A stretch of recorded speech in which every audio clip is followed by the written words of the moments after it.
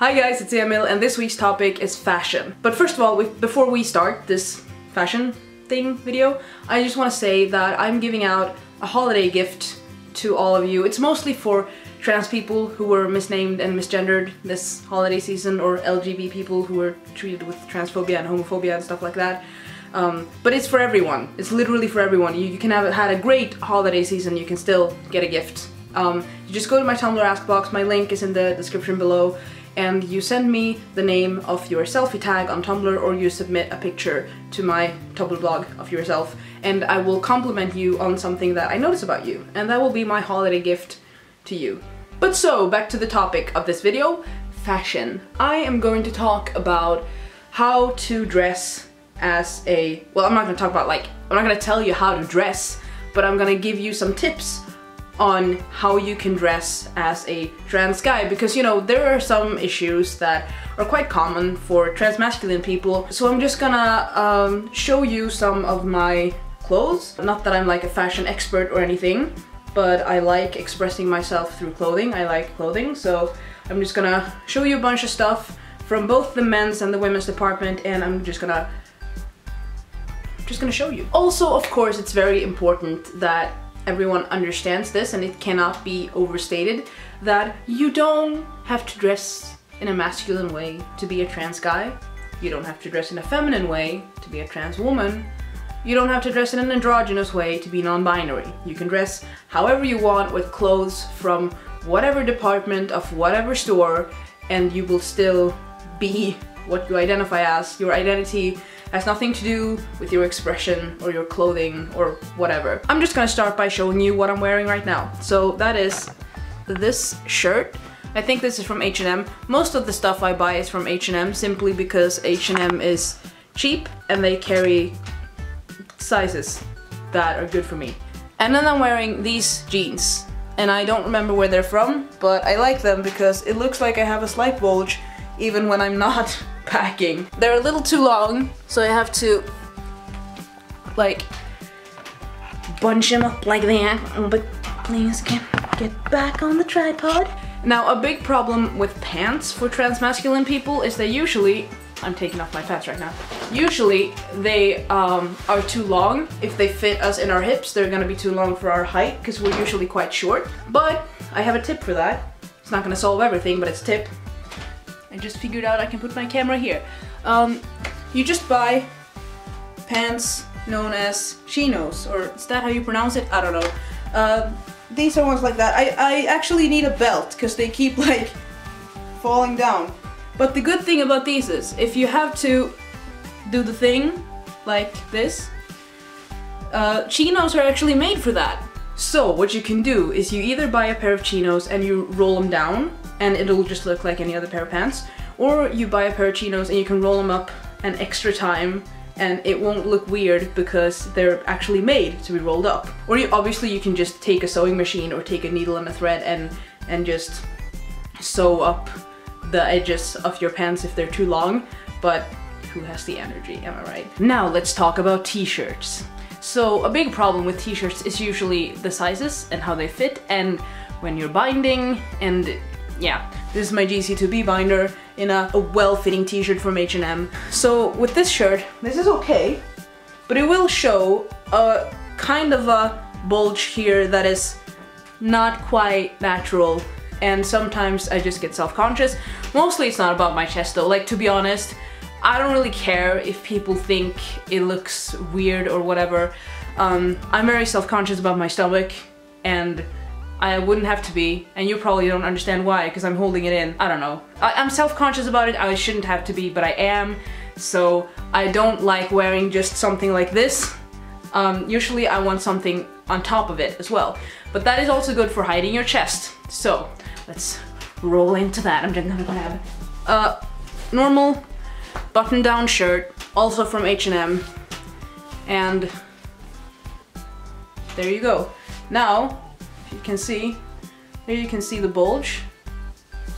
Now you can't. Now you see me, now you don't. Haha. Wearing a button down is a very easy way to just hide whatever bulge you have, even if you're not binding. Now let's talk about the women's section of the store. So just because you're a transmasculine person doesn't mean that you can't shop from the women's section of the store and still look masculine. Here's a shirt I have. I got this from the women's section of the store in somewhere. Does this look feminine to you? No. You'll notice there's a lot more square and straight shapes with masculine clothing, and feminine clothing will be slimmed in right here and usually right here to accentuate the curves. But if you're wearing a shirt like this, especially if you don't button it, it's not gonna show. This is a pair of pants from the women's section of the store. I think it's probably H&M. If you want it to look a little bit more masculine, what I would do, stick your hands in the pockets and just bunch it down a little bit. Make some creases around the crotch area. It looks a little bit more masculine than it did before. This is when you bunch them down a little bit. And this is when you haven't. See the difference? Like, I think there's a difference. I don't know, do you think there's a difference? I think there's a slight difference. It certainly, like for me, personally, there's a difference in comfort. This here is a jacket. Also from the women's section of the store. I really like this. Yeah, so it's like, I don't know, I just want to encourage you to not stick to solely the men's section of the store just because you think you have to shop there if you want to be masculine or if you want to be a man, because that's not how it works. You can shop wherever you like, whatever your gender, as long as you like the clothes that are there. This is a button-up that my mom got from H&M from like years ago. You're not gonna find this now, but you might find this in a thrift store. It's really big. But like, look at this, it's cool, I like it. It's very comfortable, it's very like, and here's a funny, complicated issue. Henleys. These are like a ticket to masculinity, if that's what you want. This is from H&M, because what do you expect? The material is so thin, you're gonna see the outline, you can see the outline of the binder here. It also like really shows the outline of your chest and of your stomach, which makes me uncomfortable. So, I got a darker one. That was the first one I got, the lighter one, because I really like the color and I'm saving it for post-op. I got this one, because the darker the color, the less you're going to see, essentially. The material is different. The other one was really cottony. This is more like, I don't know, I'm not good at textiles, but this, look at this, look at this. Look at this shit.